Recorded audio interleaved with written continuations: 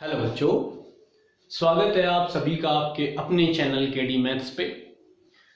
देखिए प्यारे बच्चों, हम लोग 10th क्लास का चैप्टर 1 रियल नंबर पढ़ रहे हैं और इसके 3 लेक्चर हम ऑलरेडी पढ़ चुके हैं।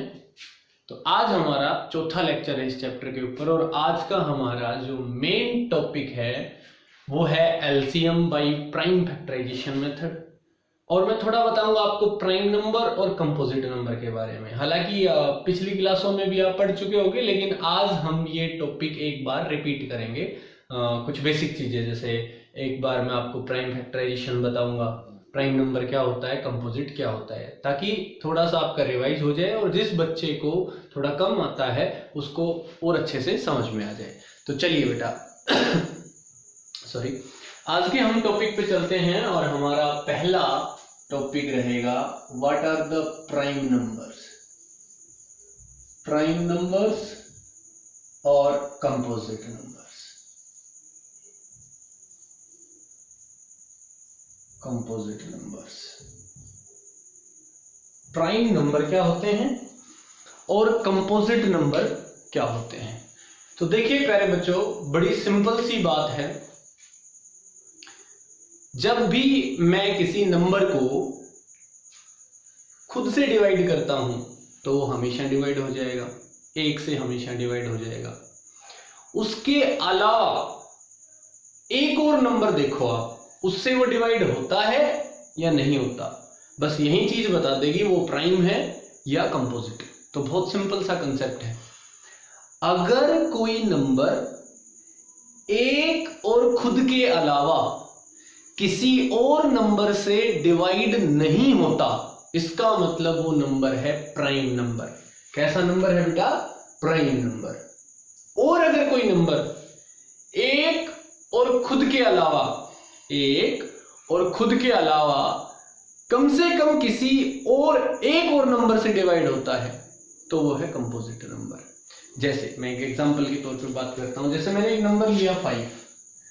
अब आप इसके फैक्टर कीजिए तो इसके 2 ही फैक्टर आएंगे, एक तो 1 और एक 5।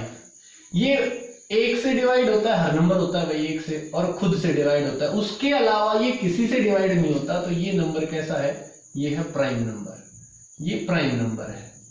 उसके बाद जैसे मैंने नंबर लिया 9, ये 1 और खुद के अलावा किससे डिवाइड होता है? 3 से होता है, देखिए, है ना। तो 1 और खुद के अलावा किसी एक और नंबर से डिवाइड हो गया, तो ये नंबर कैसा हुआ? Composite number. बहुत सिंपल सी बात है? उसके बाद बात आती है किसी नंबर के प्राइम फैक्टर क्या होते हैं। बहुत ही आसान सी चीज है प्राइम फैक्टराइजेशन। जैसे मान लीजिए मैं यूं कहूं कि किसी नंबर के प्राइम फैक्टर कीजिए, और नंबर मैं दे देता हूं 156। एक क्वेश्चन ले रखा है मैंने कि इसके प्राइम फैक्टर कीजिए। 156 के प्राइम फैक्टर कीजिए तो क्या करना है बेटा? आप लोगों को इसके फैक्टर करने हैं और वो सारे के सारे प्राइम नंबर होने चाहिए। ठीक है, तो ध्यान से देखिए, इसको सबसे छोटे नंबर से डिवाइड कीजिए। तो सबसे छोटा प्राइम नंबर क्या होता है? देखिए, एक जो है ना, एक, उसको ना तो प्राइम कहते ना कंपोजिट। ठीक है, एक को ना तो प्राइम नंबर कहते और ना ही कंपोजिट। 1 से जस्ट बड़ा नंबर है 2, वो प्राइम है, क्योंकि वो 1 से डिवाइड होता है, 2 खुद से डिवाइड होता है, उसके अलावा नहीं होता। और ये एकमात्र ऐसा इवन नंबर है जो प्राइम है, इसके अलावा नहीं है। क्यों? क्योंकि 2 से ऊपर जितने भी प्राइम नंबर हैं, 2 से ऊपर जितने भी प्राइम नंबर हैं बेटा, वो सारे के सारे 2 से ऊपर जितने भी इवन नंबर हैं, इवन की बात कर रहा हूं मैं, वो सारे 2 से डिवाइड होते हैं। जैसे 4 ले लो, 6 ले लो, 8 ले लो, सारे किससे डिवाइड हो गए? 2 से डिवाइड हो गए। इसका मतलब वो प्राइम नहीं हो सकते, वो एक और खुद के अलावा 2 से डिवाइड होंगे, क्योंकि वो इवन है। तो एक इवन नंबर है जो प्राइम है, कौन सा? 2, खुद 2। क्यों? क्योंकि 1 से डिवाइड होता है और खुद 2 से होता है, बाकी किसी से नहीं होता। तो सबसे छोटा positive even number prime number क्या है? 2। तो बेटा आप लोग जब भी किसी के प्राइम फैक्टर करने चलो तो सबसे पहले कोशिश करो वो 2 से डिवाइड होता है कि नहीं। ऐसे ही अगला प्राइम नंबर देखोगे तो क्या है? 2 के बाद 3, फिर 5, फिर 7, फिर 11। 13, ऐसे चलते रहे, है ना। 17, 19 बहुत से प्राइम नंबर है, इनसे डिवाइड करेंगे हम किसी भी नंबर को। तो अगर कोई नंबर इवन है तो 2 से डिवाइड हो जाएगा। सबसे पहले 2 से किया, इसके प्राइम फैक्टर करते हैं भाई। 2 से डिवाइड किया तो 2 7 जा 14, 1 6 और 2 8 जा, फिर इवन आ गया 2 से, फिर डिवाइड हो जाएगा तो 2 3 जा 6, 1 8, 2 9 जा 18। अब देखिए, अब ये ओड नंबर है तो 2 से डिवाइड नहीं होगा, तो क्या करेंगे 3 के लिए। और 3 के लिए क्या चेक करते हैं बेटा, अगर इन दोनों का जोड़ 3 की टेबल में है तो 3 से डिवाइड हो जाएगा। इनको जोड़िए, 9 और 3 12, 12 3 की टेबल में होता है तो 3 से डिवाइड हो जाएगा। 3 से करोगे तो 1 3, 13 खुद प्राइम है, फैक्टर हो गए भाई 13 1 जा 13। तो 156 के प्राइम फैक्टर क्या क्या हो गए, 2 multiply by 2 multiply by 3 multiply by 13। 1 करो या ना करो कोई बड़ी बात नहीं है, मल्टीप्लाई में 1 लिखो या ना लिखो। तो ये इसके प्राइम फैक्टर हो गए, किसके 156 के। ऐसे प्राइम फैक्टर करते हैं। तो प्राइम और कंपोजिट समझ में आ गए होंगे, वैसे पहले भी आपने समझे हुए होंगे पिछली क्लासेस में। अब बात करते हैं एलसीएम ऑफ 2 नंबर्स। ये भी बहुत अच्छा टॉपिक है, एलसीएम ऑफ 2 नंबर्स। 2 नंबर्स देखिए प्यारे बच्चों, एलसीएम होता क्या है, लीस्ट कॉमन मल्टीपल। मल्टीपल की बात करते हैं, फिर लीस्ट और कॉमन वर्ड तो कॉमन ही है, सभी को समझ में आएंगे। कॉमन का मतलब दोनों के लिए सेम, और लीस्ट मतलब सबसे छोटा। बात है मल्टीपल की, किसी नंबर का मल्टीपल क्या है। तो देखिए प्यारे बच्चों, जो नंबर 5 से डिवाइड होता है वो 5 का मल्टीपल कहलाएगा। जैसे 5 1 जा 5, 5 2 जा 10, 5 3 जा 15, यानी जो 5 की टेबल में है वो 5 के मल्टीपल है। जो 7 की टेबल में है, 7 1 जा 7, 7 2 जा 14, 7 3 जा 21, 7 4 जा 28। जो 7 की टेबल में है, जो 7 के मल्टीपल कहलाएंगे। ये क्या कहलाएंगे, 7 के मल्टीपल, मल्टीपल ऑफ 7। तो जो भी किसी की टेबल में होता है, यानी जो किसी से डिवाइड हो जाए वो उसका मल्टीपल है ना। जैसे मैं कहूं क्या 21 7 का मल्टीपल है, तो आप मेरे को बताइए क्या 21 7 से डिवाइड होता है, बिल्कुल होता है। तो इसका मतलब 21 7 का मल्टीपल है, ठीक है। अब एलसीएम मतलब लीस्ट कॉमन मल्टीपल। अब मैं बात करता हूं, अगर मेरे से कोई पूछे आप 5 और 7 इनके मल्टीपल बताइए, तो मल्टीपल कीजिए। 5 के मल्टीपल देखिए, 5 1 जा 5, 5 2 जा 10, 5 3 जा 15। अगेन आगे बढ़ते चलिए थोड़ा सा एक बार मैं आपको इसी एग्जांपल के थ्रू समझाता हूं।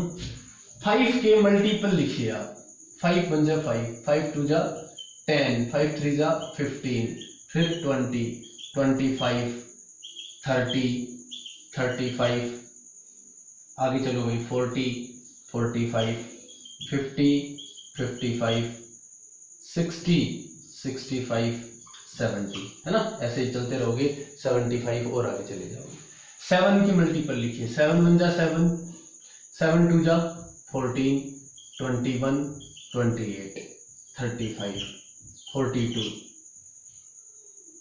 फिर 49, 56, 56 के बाद 63 एंड 70, 77, ऐसे ही चलते रहो। ये सारे हैं 5 के मल्टीपल और ये सारे हैं 7 के मल्टीपल। अब देखिए मैं बात करूं 15 की, ये सिर्फ 5 का मल्टीपल है, 7 का मल्टीपल 15 नहीं है। मैं बात करूं 21 की, ये सिर्फ 7 का मल्टीपल है, 5 का नहीं है।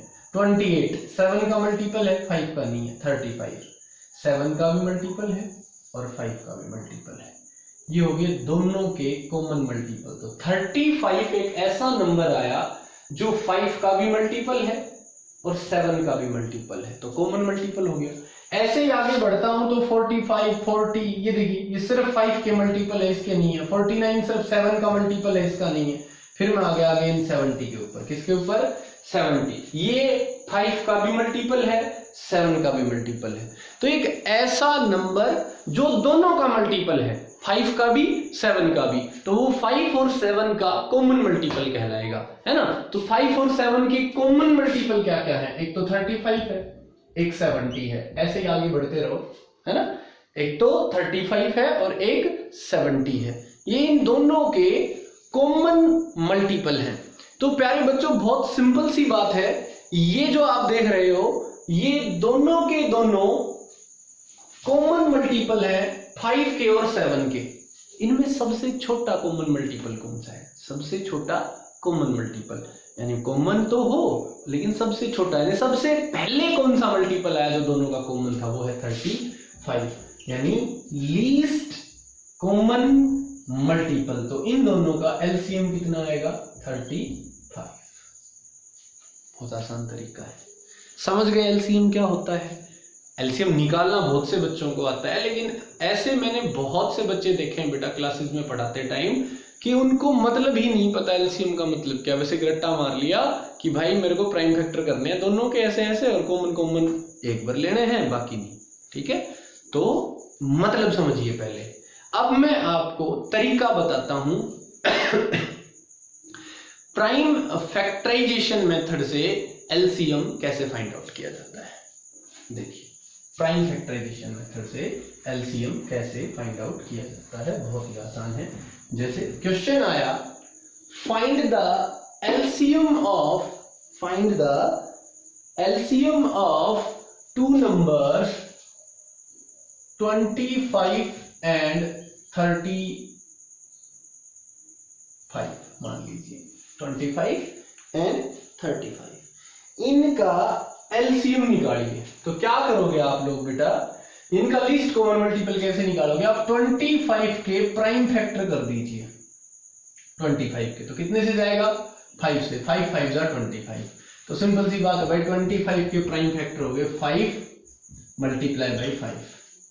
सिमिलरली आप किसके कर दीजिए? 35 के, ये हो गया 5 7 जा, तो 35 के प्राइम फैक्टर हो गए 5 मल्टीप्लाई बाई 7। अगर मैं बात करूं एलसीएम की, एलसीएम ऑफ टू नंबर, तो एलसीएम कितना आया इन दोनों का? एलसीएम होता क्या है देखिए, सिंपल सी बात है, लीस्ट कॉमन मल्टीपल। तो जो दोनों में कॉमन है उसको एक बार ले लीजिए, 5 एक बार ले लिया, उसके बाद सारे मल्टीपल ले लीजिए, तो 5 मल्टीप्लाई बाई 5 मल्टीप्लाई बाई 7, ये 5 और ये 5, इन दोनों में से तो एक ले लिया, ये भी ले लिया और ये भी ले लिया, तो ये आ गया 5 5 जा 25, 25 7 जा 175, ये आ गया इनका एलसीएम। और कोई पूछे एचसीएफ क्या है, इन दोनों का एचसीएफ क्या है बेटा?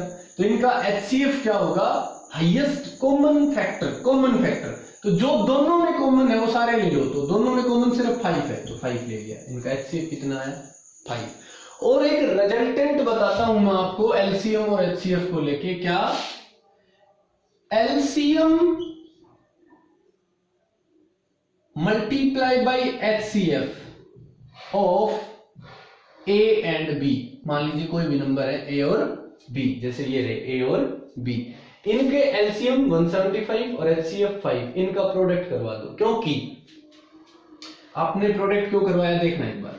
एलसीएम में आपने ये ले लिया, एक बार, दो बार, दूसरा लिया और तीसरा लिया, ये आ गया एलसीएम। कौन सा छोड़ दिया मैंने? जो दोनों में कॉमन था, और जो दोनों में कॉमन था वो कहां ले लिया? एचसीएफ में। तो अगर उसकी और मल्टीप्लाई करा दूं, यानी इसके साथ, ये देखिए 1 2 3, इनकी मल्टीप्लिकेशन ये रही, इसके साथ ये एचसीएफ आ गया चौथा, इसकी और मल्टीप्लाई करवा देता हूं, तो इसका मतलब तो इन दोनों की मल्टीप्लिकेशन होगी।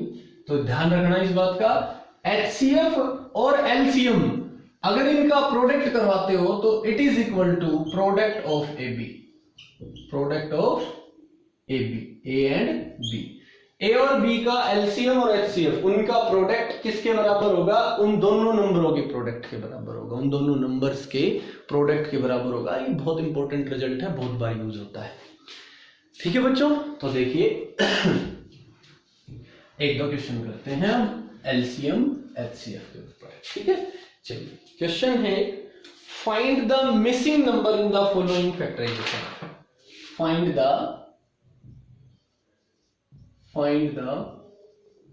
missing numbers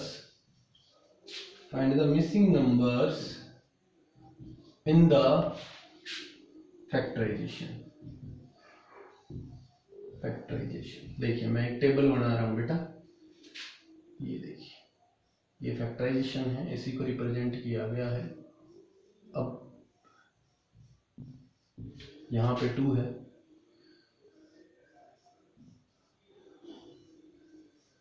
यहाँ अगेन 2 आ गया, यहाँ अगेन 2 है, और यहाँ है हमारे पास 17। तो एक बात बताइए मेरे को, जब भी मैं किसी का प्राइम फैक्टर करता हूँ तो 2 से डिवाइड करूंगा किसी नंबर को, तो कोशिएंट यहाँ आएगा, है ना, यहाँ कोशिएंट आएगा, नहीं इन दोनों की गुणा इसके बराबर होगी। सिमिलरली फिर बचे हुए का फैक्टर करते हैं हम, जैसे हम 78 है, इसको 2 से डिवाइड किया तो यहाँ तो लिखा जाएगा 78, 2 से डिवाइड किया तो कितना आया, तो 2, एक फैक्टर तो इसका हो गया 2, और दूसरा फैक्टर यहाँ आएगा, यहाँ कितना आया, जैसे 3 9, तो यहाँ कितना आ गया 3 9। अब 3 9 के करूंगा तो फिर एक फैक्टर यहाँ, एक यहाँ, तो आप समझ गए होंगे कैसे कर रहे हैं हम। सिमिलरली इसको जब 2 से डिवाइड किया तो एक तो 2 हो गया और दूसरा क्वोशिएंट यहाँ, इसको 2 से डिवाइड किया तो एक यहाँ और एक यहाँ। तो अब नीचे से शुरुआत करते हैं।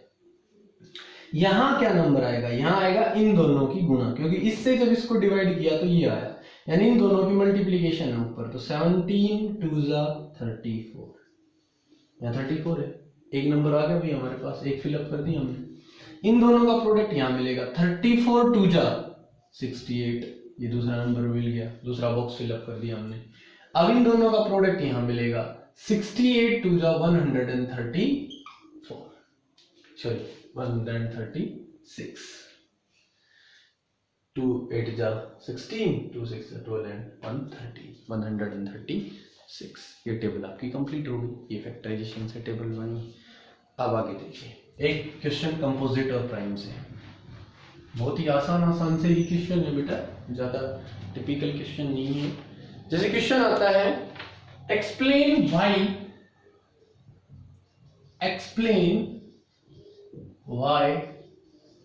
7 multiplied by 11 multiplied by 13 plus 13 is a composite number,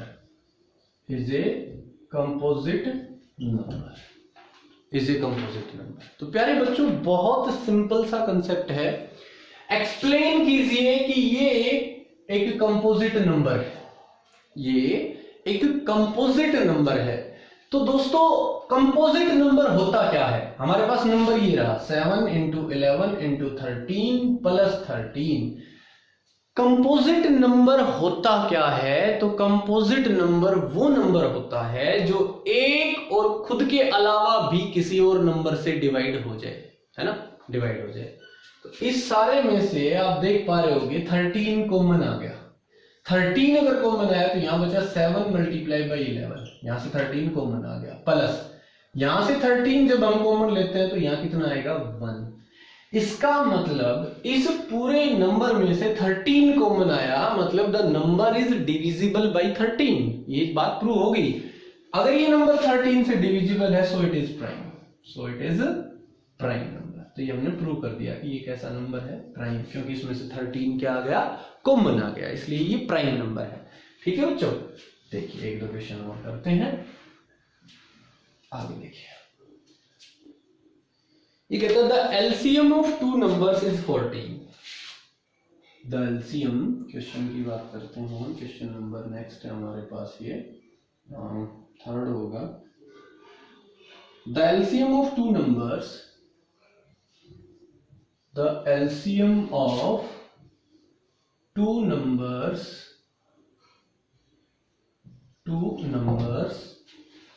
is 14 times their HCF.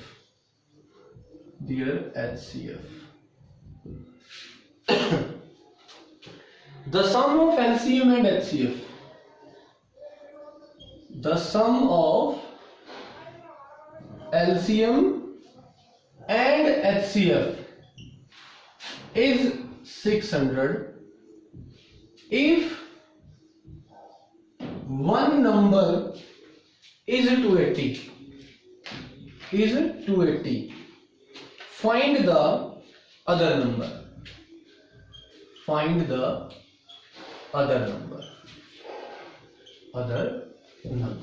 देखिए बच्चों बहुत ही आसान क्वेश्चन है। कहता है the LCM of two numbers is 14 times their HCF and the sum of LCM and HCF is 600. If one number is 280 then find the other number. अगर एक number उनमें से 280 है तो दूसरा नंबर बताइए. तो आप क्या करोगे बेटा, बहुत आसान क्वेश्चन है. Let the other number is equal to A. भाई एक नंबर तो 280 है उनमें से, दूसरा हमने क्या मान लिया, ए मान लिया. अब देखिए चलते हैं कंडीशन के ऊपर. दो नंबर है, LCM is equal to 14 times their HCF. 14 times the HCF. आप एचसीएफ को x मान लीजिए. एचसीएफ हो गया भैया आपका x. तो एलसीएम कितना आ गया हमारे पास, एलसीएम हो गया 14x. सिंपल. आपका एचसीएफ अगर x हो गया तो एलसीएम हो गया 14x. उसके बाद इसने कहा the sum of LCM and HCF is 600. It means 14x LCM plus x HCF is equal to 600. ये हो गया आपके पास 15x इज इक्वल टू 600. तो x कितना हो गया 40. x की वैल्यू आपकी आ गई 40. अब x की वैल्यू को यहां रखो तो इसका मतलब ये हुआ भाई आपका HCF तो आ गया 40 और LCM कितना आया भाई आपका, LCM है 14 times the HCF, 14x. That is 14 multiplied by 40. That is 560. आपको LCM मिल गया, HCF मिल गया. अब इसने कहा कि उनमें से एक नंबर 280 है तो दूसरा नंबर बताइए. तो ये मैंने फॉर्मूला बताया था कि the product of a and b is equal to the product of their LCM and HCF. तो दो नंबर हैं अगर आपके पास, उन दोनों का प्रोडक्ट. तो एक नंबर तो हो गया भाई 280, दूसरा बताना है जिसको हमने a कह दिया. तो 280 multiply by a is equal to product of their HCF and LCM. Product of two number is equal to product of their HCF and LCM. 40 into 560. So a is equal to हो गया 40 multiply by 560 upon 280. 14 2 जा 14 4 जा 2 2 जा.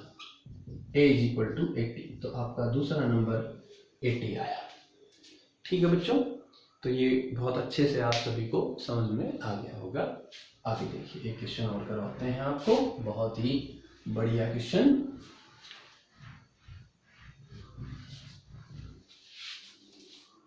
एक question कहता है what is the smallest number. हाँ बहुत बढ़िया क्वेश्चन है भाई. What is the smallest number which when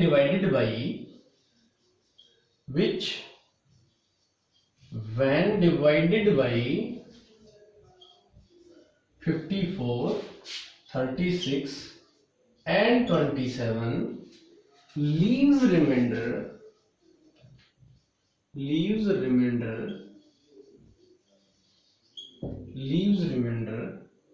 of 31, 13 and 4 respectively.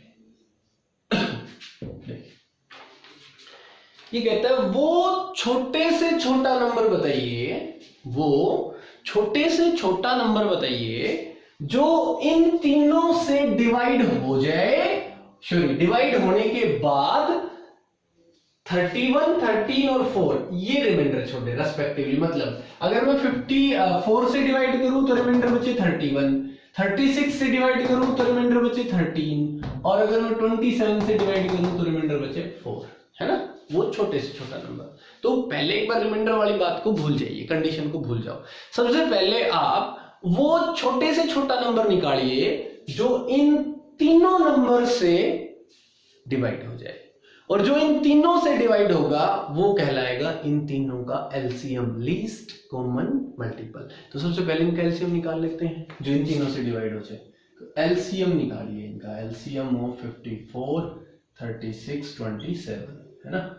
तो आप लोग एलसीएम निकालेंगे। अब इनका कैसे निकालेंगे अभी दोस्तों, देखिए 54, 36, 27 कितने से चला जाएगा, इसको 3 से कर लें, 3 से करते हैं, 3 1 जा 3 8 जा 3 1 2, 3 से 9, अगेन 3 से चला जाएगा, 3 6, 3 से 4 और 3 3 जा, अब 2 से जाएगा, 2 से 3 2 3, अब 3 से चला जाएगा, 1 2 1। अब बताइए इनका एलसीएम कितना आया, एलसीएम आया इन सब की multiplication, that is 3 multiply by 3 multiply by 2 multiply by 3 multiply by 2, 3 3 जा 9, 9 2 जा 18, 18 और ये 6, 18 multiply by 6, the answer is 108। ये वो सबसे छोटा नंबर है जो इन तीनों से पूरा पूरा डिवाइड हो जाता है ना। अब देखिए इससे कंप्लीट डिवाइड होगा ये। अब वो नंबर बताइए जो इससे डिवाइड होने के बाद 31 रिमाइंडर छोटे, तो ये तो पूरा डिवाइड होगा, तो या तो इसमें 31 जोड़ दूं। अब इसमें अगर मैं 31 ऐड करता हूं, इस नंबर में अगर मैं 31 ऐड कर दूं, करना नहीं है लेकिन अगर मैं ऐड कर दूं तो इससे डिवाइड होने के बाद तो 31 रिमाइंडर छोड़ेगा, लेकिन 36 से डिवाइड होने के बाद भी 31 ही रिमाइंडर छोड़ेगा, और 27 से डिवाइड होने के बाद रिमाइंडर जो भी बचेगा वो देखेंगे। तो कुल मिला के एक कंडीशन सेटिस्फाई हो जाएगी, दूसरी नहीं होगी भाई, 36 से डिवाइड होके 13 रिमाइंडर नहीं बचेगा। तो बेस्ट तरीका क्या है वो देखिए, आप इस नंबर से बड़े पे मत जाइए, इसने कहा छोटा नंबर बताइए, तो छोटे पे आइए। तो सबसे पहले 108 ये इन तीनों से डिवाइड होता है ना। इसमें आप क्या करो, 54 कम कर दो, 54 कम कर दिया। अब जब 54 कम किया तो भी 54 से तो डिविजिबल रहना है, क्योंकि मैं 54 की टेबल कम कर रहा हूं, है ना। और उसमें 31 अगर ऐड कर दिया, 31 क्या कर दिया ऐड, तो देखिए 34 कम किया था, 54 कम किया था तो इसी की टेबल थी, और उसकी टेबल में 31 ऐड करूंगा तो रिमाइंडर क्या रहेगा, 31 ही रहेगा, क्योंकि 31 तो एक्स्ट्रा है। तो बताइए आंसर कितना आएगा, ये बचेगा हमारे पास 585, ये नंबर आया। चलिए और देखते हैं। अब 36 से डिवाइड हो जाए तो 108 है हमारे पास, 36 से डिवाइड होने के बाद रिमाइंडर कितना बचे, 13, तो इसमें से 36 कम कर दो और 13 ऐड कर दो, 36 कम कर दो और 13 ऐड कर दो बेटा, तो भी हमारे पास कितना आएगा 85। और सिमिलरली 27 से डिवाइड होने के बाद कितना रिमाइंडर बचे 4, तो इसमें से 27 कम करो भाई, ये तो 27 से डिवाइड होता है, इसमें 27 कम करके और उसमें 4 ऐड करो तो भी कितना आया 85। इसका मतलब 85 वो नंबर है जो 54 से डिवाइड होकर रिमाइंडर छोड़ेगा 31, 36 से डिवाइड होने के बाद रिमाइंडर बचेगा 13, और 27 से डिवाइड होने के बाद रिमाइंडर बचेगा 4। समझ गए ना बेटा। देखिए जैसे यही नंबर है, ये कंप्लीट डिवाइड होता है तीनों से, किसी एलसीएम है 54, 36 और 27 का, ये तीनों से डिवाइड होता है। तो इसमें से 36 कम कर लो या 36 जोड़ लो, तो 36 की टेबल रही वो कंप्लीट डिवाइड होगी, तो 36 की टेबल से 13 जो ज्यादा है तो उसको जैसे ही 36 से डिवाइड करूंगा तो रिमाइंडर 13 बचेगा ना, जो एक्स्ट्रा है वो रिमाइंडर है, जो एक्स्ट्रा है वो रिमाइंडर है। समझ गए मेरी बात। सिमिलरली 27 कम किया, अब भी 27 की टेबल है और 4 जोड़ दो, ये रिमाइंडर है। तो मैं देख पा रहा हूं कि कॉमन आंसर आया 85, 85, 85। तो ये वो सबसे छोटा नंबर है जो तीनों से डिवाइड होने के बाद रिमाइंडर क्या छोड़ता है, पहले से डिवाइड होने के बाद रिमाइंडर 31, दूसरे से डिवाइड होने के बाद रिमाइंडर 13, और इस तीसरे से यानी कि 27 से डिवाइड होने के बाद रिमाइंडर कितना 4। तो बेटा बहुत अच्छे से समझ में आ गया होगा यहाँ तक भी आप सभी को। आगे देखिए एक बार,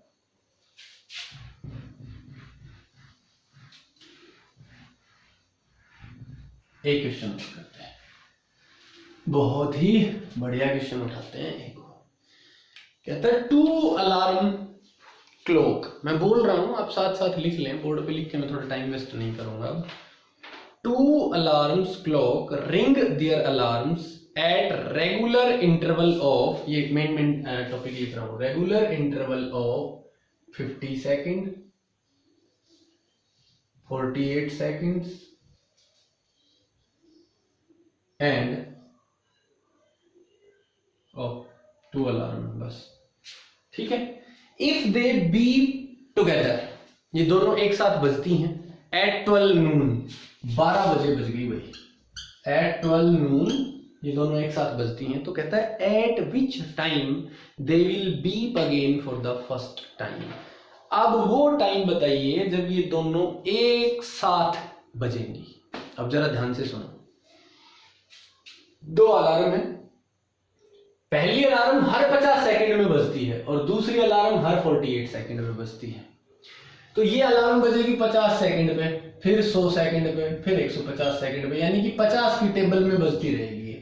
ये 48 सेकंड पे, फिर 96 पे, तो ये किसकी टेबल में बजेगी भाई? 48 की टेबल में बजेगी। यहां आएंगे 48 के मल्टीपल, यहां आएंगे 50 के मल्टीपल। तो कहता है ये दोनों दोबारा साथ कब बजेंगी? सिंपल सी बात है, दोबारा ये उस टाइम पे उतनी सेकंड बाद साथ बजेंगी जो दोनों का कॉमन मल्टीपल होगा, है ना, जो टाइम दोनों की टेबल में आएगा। इसका मतलब इन दोनों का क्या निकाल दो? एलसीएम, वो टाइम मिल जाएगा। So we need to find the LCM of 50 and 48। इनका एलसीएम निकालो, निकालो 50 और 48 का, ये जाएगा 2 से 25, 24। अब जो भी टाइम आई, एलसीएम आ गया। इतनी सेकंड के बाद ये दोबारा एक साथ बजेंगी। उन सेकंड्स को मिनट में कन्वर्ट करो 60 से डिवाइड करके। अब 12 बजे 7 बजी थी, अब ये देखिए कितनी सेकंड हो गई हमारे पास, 50 और 24।